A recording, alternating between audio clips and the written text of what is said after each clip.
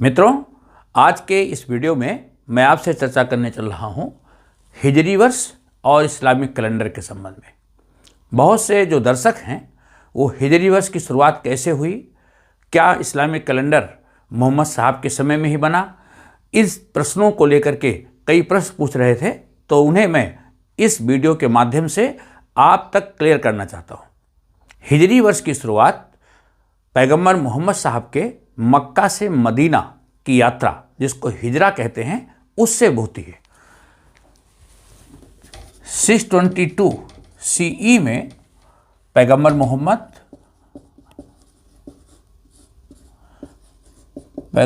साहब मक्का से मदीना गए। ये यात्रा उन्होंने की। इस यात्रा को कहते हैं हिजरा और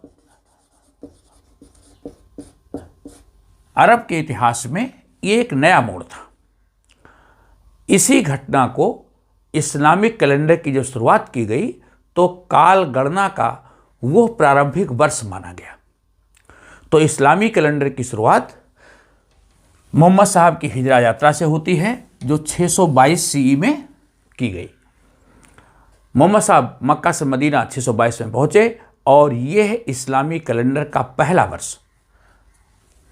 ये प्रथम वर्ष माना गया।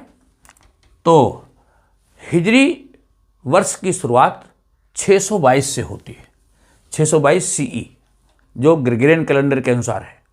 ग्रेगोरियन कैलेंडर की शुरुआत पोप हेनरी ग्रेग ने 1582 में किया था, जो 13वें पोप थे। तो ये तिथि ग्रेगोरियन कैलेंडर के अनुसार है। ग्रेगोरियन कैलेंडर, या जिसको इंटरनेशनल ग्रेगोरियन कैलेंडर, जो पोप 13वें के द्वारा चालू किया गया था 1582 में। तो इस ग्रेगोरियन कैलेंडर के अनुसार वो समय था 622 CE का। जो हिजरी वर्ष है, हिजरी वर्ष में इसकी शुरुआत सूर्यास्त के समय से होती है। काल गणना सूर्यास्त के समय से होती है। सूर्यास्त के समय से इसलिए होती है कि इस्लामी कैलेंडर चंद्र पंचांग के आधार पर है, चंद्रमा की गति के आधार पर है। तो ये चंद्र पंचांग है और सूर्यास्त के बाद दिन की शुरुआत मानी जाती है। तो इसलिए ग्रेगोरियन कैलेंडर के अनुसार और हिजरी कैलेंडर के अनुसार जो काल गणना है उसमें अंतर मिलता है। ग्रेगोरियन कैलेंडर के अनुसार वर्ष में 365 दिन होते हैं। इस्लामी कैलेंडर के अनुसार वर्ष में 354 डेज होते हैं। तो इस तरह लगभग 11 दिन कम है। इस्लामी कैलेंडर में 11 दिन कम है। चूंकि चंद्र की गति के आधार पर 12 महीने बनाए गए हैं, इस्लामी कैलेंडर में भी 12 महीने हैं जो चंद्रमा की गति के आधार पर हैं। कुछ महीने 29 डेज के हैं, कुछ महीने 30 डेज के होते हैं। और यही कारण है कि जो इस्लामी त्यौहार हैं, चाहे ईद हो या मुहर्रम हो, ये महीने एक निश्चित तारीख पर नहीं आते, निश्चित ऋतु में नहीं आते। वो कैलेंडर के अनुसार आगे पीछे होते रहते हैं। जबकि ग्रेगोरियन कैलेंडर के अनुसार आप देखते हैं कि जो व्रत त्यौहार हैं उनका एक निश्चित माह होता है और निश्चित ऋतु होती है, उसी में आते हैं। लेकिन इस्लामी कैलेंडर में ये नहीं है, क्योंकि वहाँ 11 दिन का अंतर है। ग्रेगोरियन कैलेंडर के अनुसार जब हम वर्ष की गणना करते हैं तो जिसे हम CE लिखते हैं, इसी तरह हिजरी की गणना अगर हम करते हैं, जैसे 1440 है तो उसमें हम AH लिखेंगे। AH का अर्थ है अन्नो हिजरी, अन्नो हिजरी। तो हिजरी वर्ष की शुरुआत तो चूंकि 622 में हुई और इस्लामी कैलेंडर जो बनाया गया वो मोहम्मद साहब के समय नहीं बनाया गया।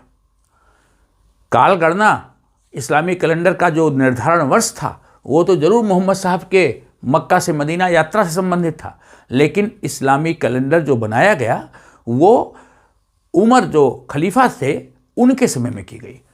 जो दूसरे खलीफा हैं उमर, जिनका समय है 634 से लेकर के 44 CE,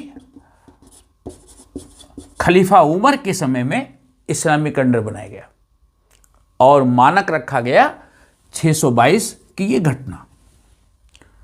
तो इस बात को क्लियर कर लें कि इस्लामी कैलेंडर मोहम्मद साहब के समय नहीं बना, वो बना कब? उमर के समय में बना, 634 से 644 के समय में, और निर्धारण वर्ष ये रखा गया। तो हिजरी वर्ष के साथ AH लिखते हैं। लेकिन अगर हिजरी से पूर्व की गणना हो, जैसे ग्रेगोरियन कैलेंडर में हम जिसको ईसा पूर्व कहते थे, आज उसको हम BCE में लिखते हैं, बिफोर कॉमन एरा।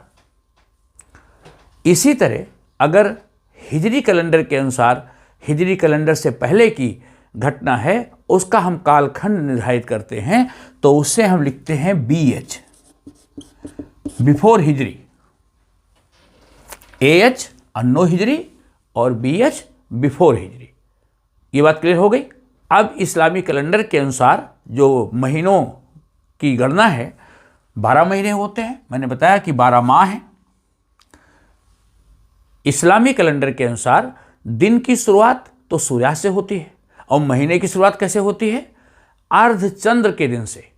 इसको ध्यान रखिएगा, महीने की शुरुआत होती है अर्धचंद्र के दिन से, और पहला महीना है मुहर्रम, और 12वां महीना होता है जू अल हिज्जा। कुछ लोग इसको कहते हैं धुल हिज्जा या जुअल हिज्जा। ये 12वां महीना है। मुहर्रम से लेकर के जुअल हिज्जा तक ये 12 माह इस्लामी कैलेंडर के हैं। इस्लामी कैलेंडर के 12 माह कौन कौन से हैं? देखिए, पहला महीना मुहर्रम, सफर, तीसरा रबी अल अव्वल, चौथा रबी अल थानी, पांचवा महीना है जमाद अल अव्वल, और छठा माह होता है जमाद अल थानी। सातवां महीना रजब, आठवां शाबान, नवां महीना होता है जो पवित्र माह है रमजान, 10वां महीना है शव्वाल, 11वां जू अल कादा, और 12वां महीना है जू अल हिज्जा। ये 12 महीने इस्लामी कैलेंडर के अनुसार 12 महीने ये। अब इसमें कुछ महीने बहुत ही पवित्र माने जाते हैं, जैसे रमजान का महीना। ये महीना ऐसा है जो रोजे रखने का महीना है। इस्लाम धर्म के अनुयायी इसमें खुदा की इबादत करते हैं और बहुत सादगीपूर्ण पवित्रतापूर्ण जीवन बिताते हैं, और चांद देख करके अपने व्रत को समाप्त करते हैं। और वो ईद का पर्व होता है ईद उल फित्र, जो शव्वाल माह के पहले दिन होता है। तो रमजान के बाद 10वां महीना है शव्वाल, जब ईद उल फित्र मनाई जाती है। और इसी तरह रबी उल अव्वल, ये वो माह है जब पैगंबर मोहम्मद का जन्मदिन इस माह में मनाया जाता है, जिसको कि हम ईद मिलादुल नबी के नाम से जानते हैं। मिलादुल नबी रबीउल अव्वल महीने में मनाई जाती है। तो ये माह भी इस्लामिक कैलेंडर में बहुत पवित्र माना जाता है। इसी तरह रजब या रज्जब जो 7वां माह है, ये वो माह है जब इस्लामिक कैलेंडर में युद्ध वर्जित होते हैं। इस महीने इस्लाम धर्म के अनुयायी युद्ध आदि नहीं करते, तो ये महीना भी 7वां माह भी पवित्र माह के रूप में माना जाता है। तो तीसरा महीना, 7वां महीना, 9वां और 10वां महीना, ये ऐसे माह हैं जो इस्लामिक कैलेंडर में बहुत पवित्र माने जाते हैं और इस्लाम धर्म के अनुयायी इसमें ईश्वर की इबादत करते हैं, खुदा की इबादत करते हैं और नेक नीति की कामना करते हैं। तो मित्रों, आपने हिजरी कैलेंडर और ग्रेगोरियन कैलेंडर दोनों के अनुसार चीज़ों को देखा।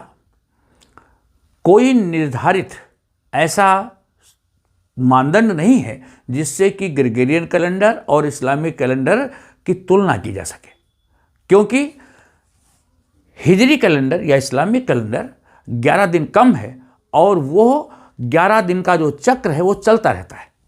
इसीलिए वो कभी कोई महीना किसी ऋतु में आता है, सपोज रमज़ान कभी सर्दी में आती है, कभी गर्मी में आती है, कभी बरसात में आती है।